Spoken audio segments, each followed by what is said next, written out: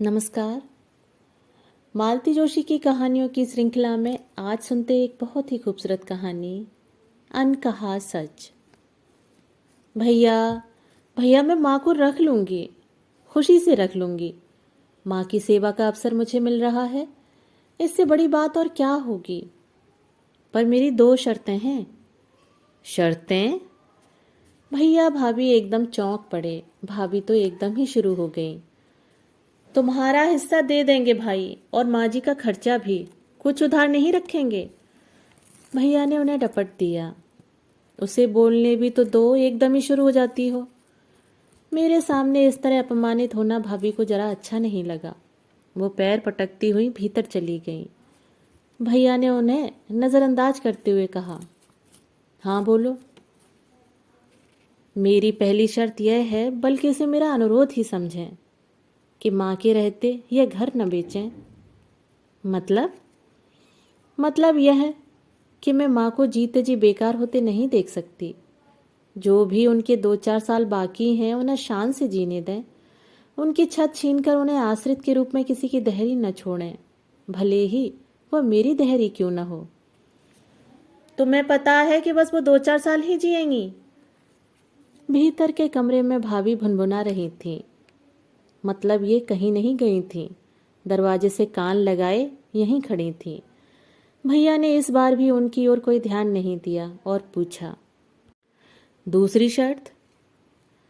मेरी आपसे विनती है कि माँ को कभी यह पता न चलने दें कि आप दोनों हमेशा के लिए सुमंत के पास यूएसए जा रहे हैं।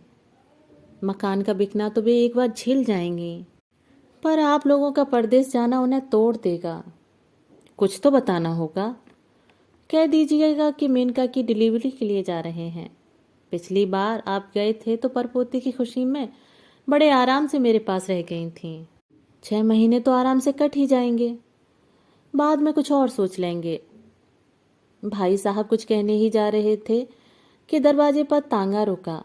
माँ भागवत से लौट कर आई थीं। उनके सामने तो बात हो नहीं सकती थी, इसलिए मैं चाय पीकर चुपचाप लौट आई थी। भैया भाभी का ग्रीन कार्ड बन गया था। सुमंत उन्हें अपने पास बुला रहा था। भैया भी सब कुछ बेच बाच कर हमेशा के लिए चल देना चाहते थे, पर माँ शाश्वत समस्या की तरह मौजूद थी।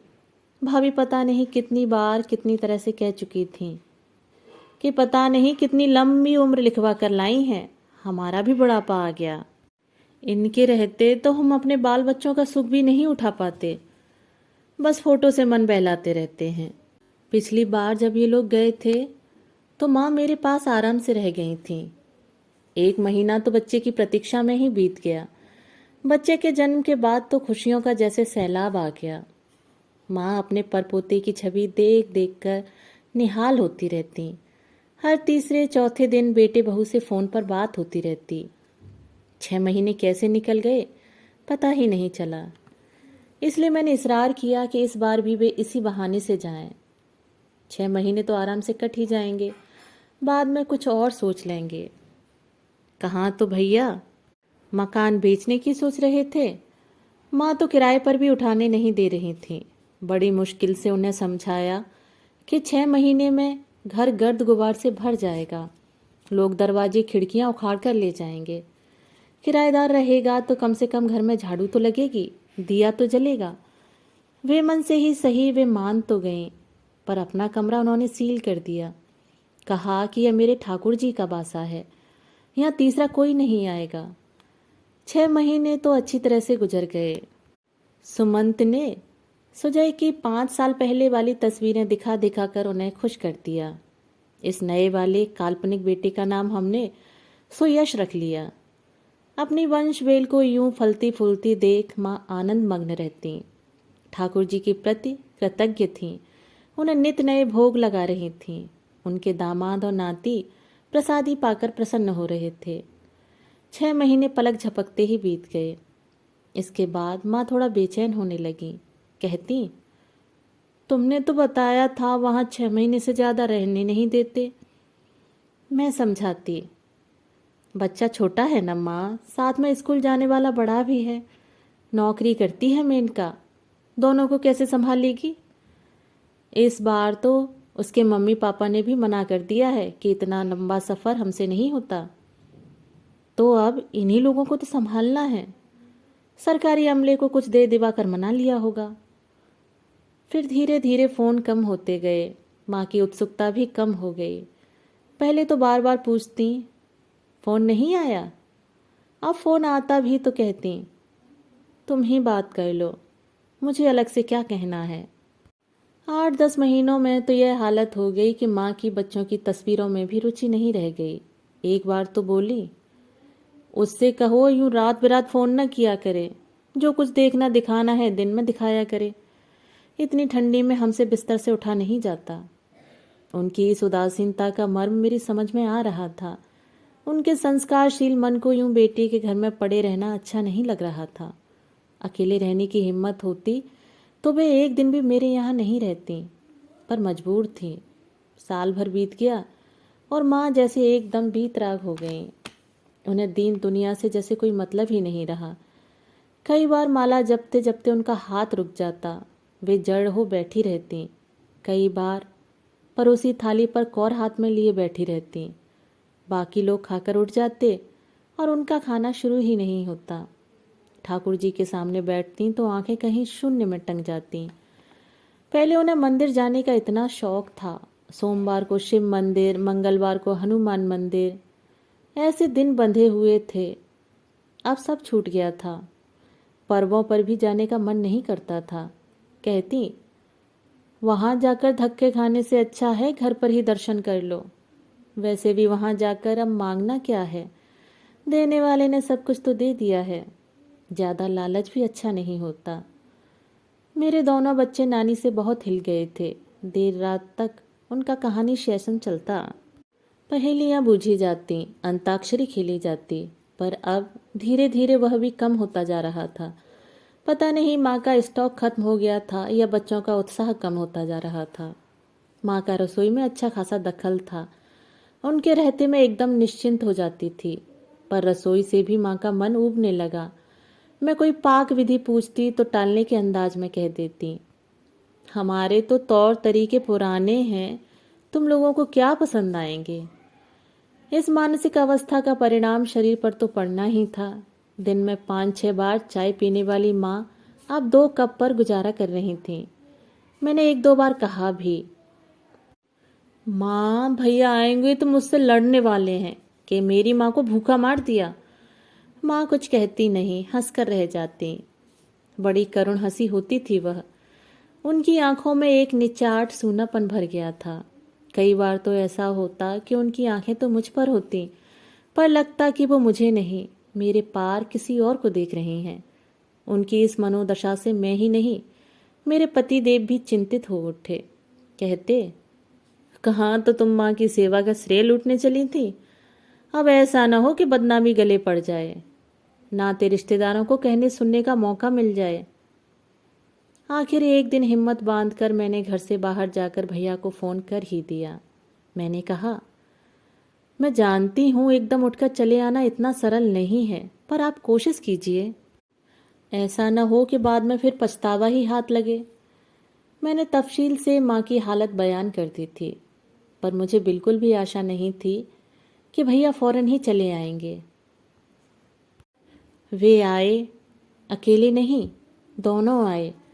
मैं तो डर गई थी कि भाभी आते ही शुरू हो जाएंगी कि हमारा इतना सा सुख भी इनसे देखा नहीं गया, पर भाभी इस बार अपेक्षाकृत शांत और सौम्य लगी। माँ भैया से लिपटकर ऐसे हिलक हिलक कर रोई कि मुझे तो डर होने लगा था, पर मैंने रोका नहीं। सोचा पता नहीं कितने दिनों की संचित रुलाई है, निकल जाने दो, मन हल्का हो जाएगा। 2 दिनों तक भैया भाभी सफ़र की थकान उतारते रहे। फिर तीसरे दिन घर देखने जो गए तो पूरा दिन लगाकर लौटे।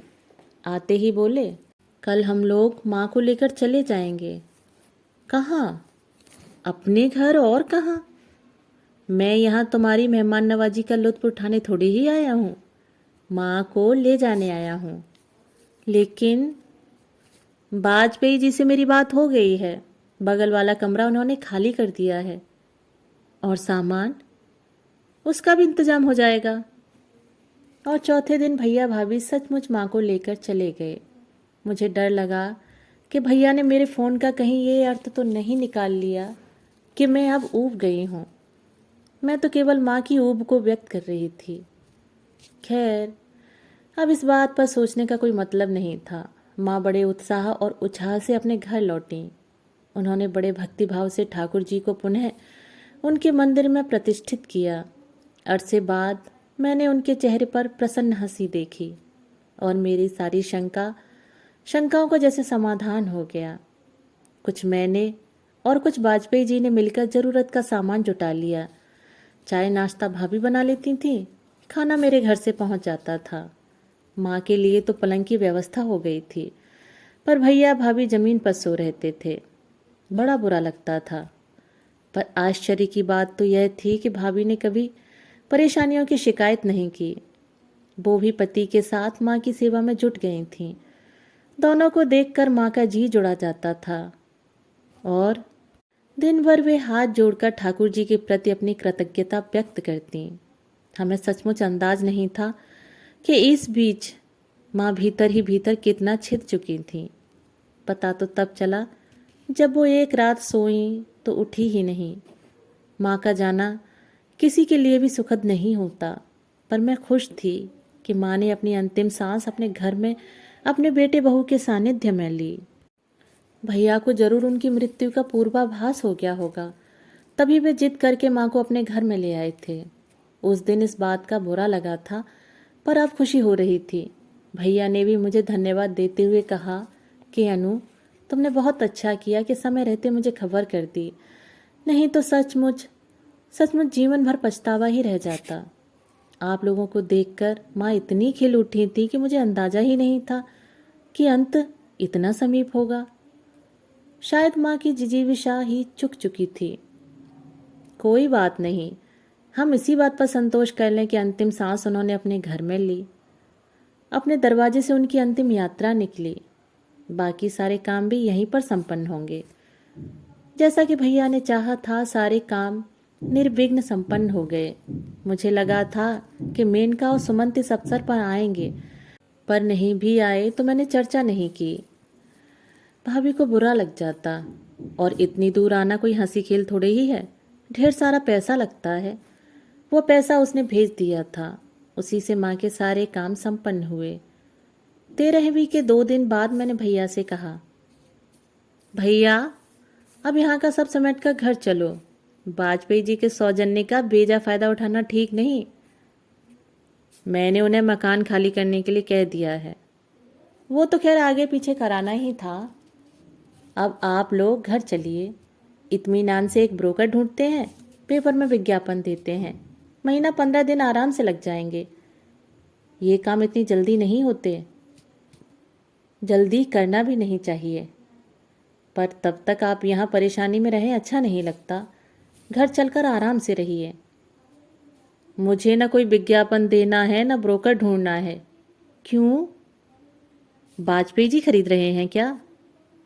नहीं, पर मुझे अब घर बेचना ही नहीं है। क्यों भैया?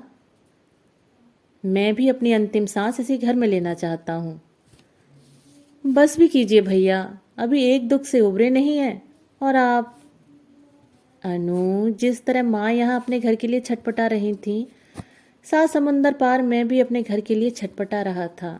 हम दोनों के ही प्राण फड़फड़ा रहे थे, पर लौटने की राह नहीं मिल रही थी। वापस आने का कोई बहाना नहीं मिल रहा था। तुम्हारा फ़ोन आया मेरे लिए, जैसे सारे रास्ते खुल गए।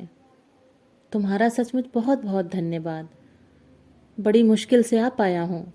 अब लौट कर नहीं जाऊँगा।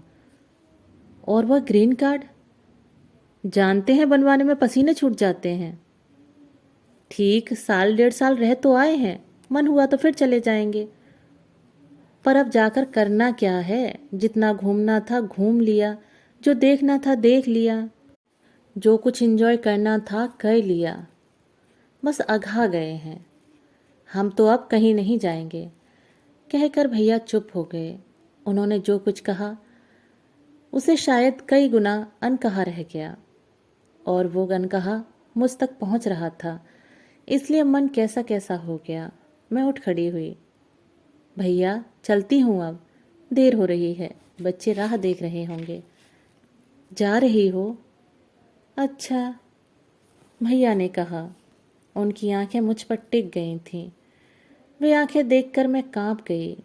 पिछले दिनों माँ की आंखों में निचाट सूनापन भर गया था। वे मेरी ओर देखती थीं तो लगता था मेरे पार किसी और को देख रही हैं।